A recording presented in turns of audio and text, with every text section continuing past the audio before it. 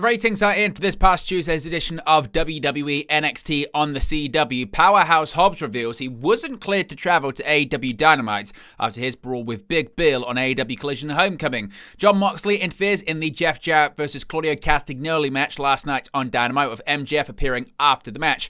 Roosh returns during the AEW Collision taping. A Gunn Club vignette airs during Dynamite. Bandido makes his return from injury during the Collision taping too. WWE officially confirms Triple H being inducted into the WWE Hall of Fame class of 2025. A Stephanie McMahon WWE project has reportedly been revealed. Mercedes Monet retains the TBS Championship last night on Dynamite. Hamas could be in town for the Royal Rumble this weekend. Details on the absence of the Wyatt 6 on SmackDown. The start time for AEW Grand Slam Australia has been revealed. Plus, several matches have been confirmed for this weekend's edition of AEW Collision.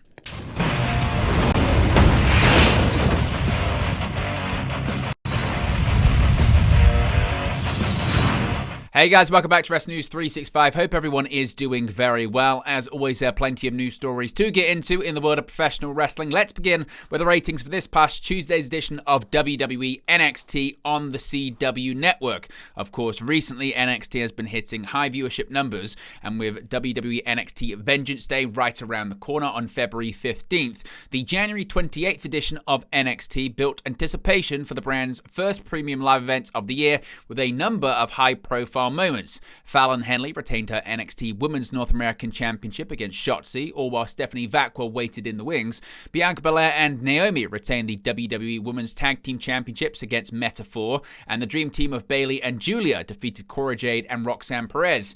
With all of this action, how many tuned in to the CW to witness everything unfold live? According to the Programming Insider, the January 28th edition of NXT averaged a total of 827,000 viewers, a 2% increase on the previous week's 812,000 and a 10% increase on the trailing 4-week average, and is the highest average viewership the show has earned in 2025 so far. After, of course, the January 7 numbers, including The Rock, were adjusted. While the average viewership rose for the third week running, the key 18 to 49 demographic did not, as the show posted a 0.19 number, a 14% drop from 7 days earlier. However, a 0.19 does stay consistent with the trailing 4-week average that currently stands at a 0.19. Elsewhere on the show, Obafemi found out who he would be defending the NXT Championship against at Vengeance Day, as he will face both members of A-Town Down Under, that being Grayson Waller and Austin Theory. Trick Williams and Wes Lee's match ended in a disqualification, and Ethan Page picked up a victory over Cedric Alexander. NXT will look to continue their run of strong ratings with their show on February 4th, which will see Stephanie McMahon face JC Jane, Channing Lorenzo take on Ridge Holland, and the aforementioned A-Town Down Under will face their Vengeance Day opponent Obafemi and Trick Williams.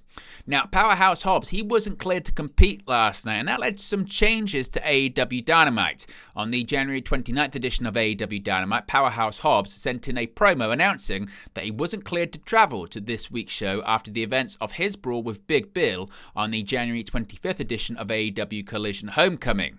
Now, after bragging about taking Big Bill to Hell, Hobbs made sure to note that he isn't finished with the Redwood, stating that Hell was just the beginning of their feud.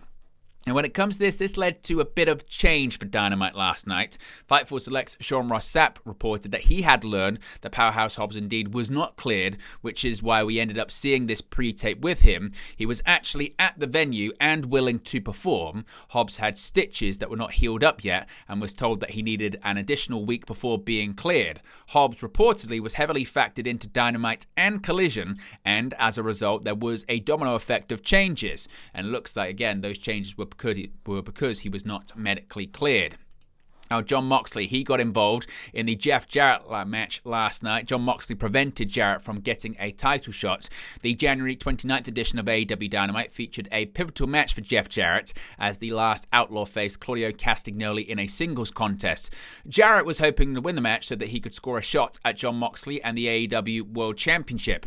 Per usual, things ended up working out for the Death Riders as Jon Moxley and Wheeler Yuta got involved in the match. Moxley did the most damage, spiking Jarrett with a paradigm shift. Moments later, Castagnoli pinned Jarrett after nailing him with back-to-back neutralizers.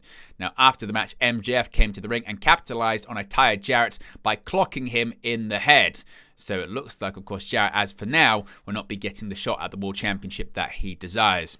Now, Rush, he is back after a recent absence. Rush was back in the ring at the AEW Collision tapings on January 29th. Rush faced Max Caster, who had previously instituted an open challenge series. Rush was accompanied by Dralistico. This was Rush's first match in AEW since November 2024. Of course, previously it had been reported that there was an absence of Rush and Dralistico due to heat on them for a post-match attack on an already injured wrestler. The last time they had a match in November, of course, that aired on Rampage. Now, last night on AEW Dynamite, we saw a vignette for the return of the Gunn Club. A new vignette featuring the Gunn Club, that being Austin and Colton Gunn, aired on AEW Dynamite. The vignette showcased the lifestyle of both men and looked back at some of their history in AEW, including winning the AEW World Tag Team Championships. The vignette closed with Guns Up. Now, an in-ring return date was not announced. The Guns haven't wrestled since the September 14th episode of AEW Collision. On the October 23rd episode of AEW Dynamite, Hangman Page took credit for knocking Austin Gunn so hard that he couldn't remember his name. Hangman was attacked by Colton in the segment, but Colton has not been back since. Now, speaking of returns during AEW Collision, we got another one last night as Bandido is back from injury again. Now, AEW taped matches for the February 1st episode of AEW Collision on January 29th at the VBC Probst Arena in Huntsville, Alabama. Now, according to fans in attendance, Bandido made his return from injury at the tapings. He made the save for the Outrunners when Chris Jericho, Big Bill, and Brian Keith attacked them after their match. Of course, Bandido had been sidelined due to a concussion that he suffered at Ring of Honor Final Battle on December 20th. There he made the save when Jericho, Keith, and Bill attacked Matt Cardona. This had actually marked Bandido's return after he'd been out of action since June 2023 due to a wrist injury. He then suffered a concussion immediately, but now he's back in in-ring competition. Now, the news came out yesterday, and it was later confirmed by WWE. Triple H is officially going into the WWE Hall of Fame as a solo superstar. Shawn Michaels posted the video of himself and The Undertaker surprising Triple H during a WWE town hall, announcing that Triple H would be inducted into the WWE Hall of Fame class of 2025. Now, Triple H was previously inducted into the WWE Hall of Fame as a member of D-Generation X back in 2019, but now he'll be going in as a solo star. Triple H is currently the Chief Content Officer of WWE and still makes appearances on television, often welcoming fans to major events and during the post-show press conferences. He officially retired from in-ring competition in 2022 after undergoing cardiac surgery in September of the prior year in 2021. He last wrestled in 2019. Triple H is a 14-time WWE World Champion, a 5-time WWE Intercontinental Champion, and 2-time WWE Tag Team Champion. He has won the Royal Rumble and headlined WrestleMania 7 times. The WWE Hall of Fame ceremony has traditionally taken place during WrestleMania weekend and will be headlined this year by The Game. Now, speaking of Triple H, his wife Stephanie McMahon, she was in attendance for this town hall yesterday, and a new planned WWE project headed up by Stephanie McMahon was reportedly revealed to WWE employees during this town hall meeting.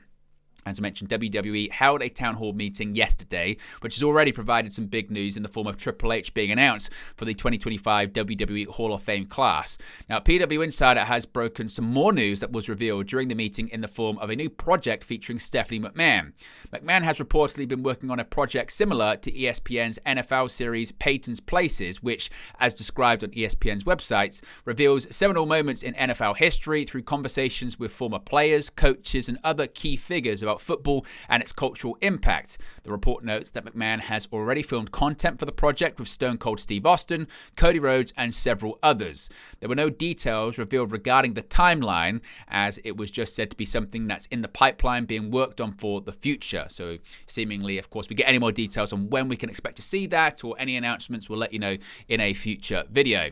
Now, going back to AEW Dynamite last night, Mercedes Monet defended her TBS championship against Yuka Sakazaki Wednesday night, her 13th defense of the title she won last May, and her first ever AEW Dynamite main event. Sakazaki earned her shot at Monet's title last weekend during AEW Collision Homecoming, pinning Deonna Purrazzo to win a four-way, including Serena Deeb and Queen Aminata, leading to Monet's first match since adding a third title, the Rev Pro Women's Championship, to her collection at Wrestle Dynasty earlier this month. The bout itself proved to be almost 40 minutes of back-and-forth action, with Monet looking to make the most of her rare size advantage over the Magical Girl. Sakazaki broke through with short bursts, landing a superplex off the top rope and an airplane spin each for their own near falls, but she also fell victim to the Three Amigos and a near fall, and towards the closing stretch, Monet's signature crossface, managing to escape that and getting one last attempted pinfall. Monet then leveled her with a powerbomb and followed up with the Monet Maker, securing the pinfall and retaining her title. Having completed her latest title defense, the closest hint at her next challenger came as Harley Cameron came up with a musical challenge for the CEO for Grand Slam Australia. Monet rejected the challenge for the fact that Cameron hadn't won a match on AEW television yet, and the would-be challenger provided interference to help Sakazaki earn her title shot. She wasn't present for the title bout on Dynamite. Now, could we be about to see the return of the Nigerian giant to WWE television? If there's one thing WWE fans love about the Royal Rumble, it's the element of surprise. While some of the biggest stars in the company have already declared their intentions of outlasting 29 other performers and going on to WrestleMania 41, the company always has a few tricks up its sleeve to catch everyone off guard, and according to recent reports, two big names could be involved in the festivities this weekend on February 1st. Of course, we'll be covering it live with a watch-along, so be sure to join us. According to PW Insider, WWE is planning on bringing Omos to Lucas Oil Stadium in Indianapolis this weekend. Fightful Select have also confirmed this report, stating that his name has been discussed internally for the men's Rumble match, but whether he will actually be one of the 30 entrants in the men's bout is still up for debate. Many people within WWE already assumed that Omos would be involved in some capacity after he recently announced he would be returning to the company following a successful run with Pro Wrestling Noah in Japan, where he won the GHC Tag Team Championships. Those within WWE were reportedly impressed with his run in Noah and his willingness to go to Japan at all, and given the company primarily used him for Battle Royals before his excursion, there is every chance he could be involved this Saturday. PW Insider is also reporting that Jordan Grace will be in Indianapolis on Saturday. The former TNA Knockouts World Champion reportedly put pen to paper on a multi-year contract with WWE just a few days ago, and it makes sense for her to be involved in the Women's Rumble. However, Grace has since shot down these claims, stating that she'll be with her family for her mother's 50th birthday over the weekend. She actually posted her flight tickets on social media, but as we know in wrestling, anything indeed is possible. Now, a bit of an update here when it comes to the Wyatt Six. Many people wondering just where are they? We know they're on SmackDown now, but they haven't actually appeared on the Blue brand just yet. Now, the Wyatt Six were moved to SmackDown recently as part of the transfer window, but have yet to show up on the program. Many have assumed that absence is related to Alexa Bliss, and rumors regarding her not making a return and creative plans being scrapped and contract issues between both sides. However, Fightful Select say they've heard a different reason. Those that Fightful spoke to in the company claim there's an injury-related reason preventing the Wyatts from being on television. To elaborate, it was also said that Alexa not being back yet hasn't necessarily affected long-term plans for the faction. If we get any more details as to who's injured, how long they're going to be out for, we'll let you know in a future video. Now, AEW Grand Slam Australia. There's been a bit of confusion about just this event, obviously changing venues, start times, where it's going to air, etc., etc. Now, the start time for AEW Grand Slam Australia has been confirmed by TNT after confusion whether it would clash with NBA coverage. Confusion came after the January 15, 2025 episode of AEW Dynamite featured a match graphic for the Australia show showing a start time of 8 p.m. Eastern on TNT and Max. As the event takes place in Brisbane at what would be 2:30 a.m. Eastern, it was expected that the show would be aired in the United States on a tape delay, with the NBA All-Star Weekend airing live on TNT during the previously stated time. New details have emerged in official listings from AEW's broadcast partner. As noted by F4W Online, AEW Grand Slam Australia is now set to air at 10:30 p.m. Eastern as a 2-hour AEW Collision. The report goes on to note that, while it's assumed to be simulcast on Max, this is not, at the time of recording, confirmed to be the case. Now, 2 matches have been announced so far for the show that takes place at the Brisbane Entertainment Centre, with Mariah May defending the AEW Women's World Championship against Timeless Toni Storm, and the team of Will Ospreay and Kenny Omega taking on the Don Callis family, that being consisting of Kyle Fletcher and Konosuke Takeshita. Timeless Toni Storm made her return on the January 25th episode of AEW Collision as she abandoned her enthusiastic up-and-comer persona in the face of Mariah May, obviously setting up the match this coming event.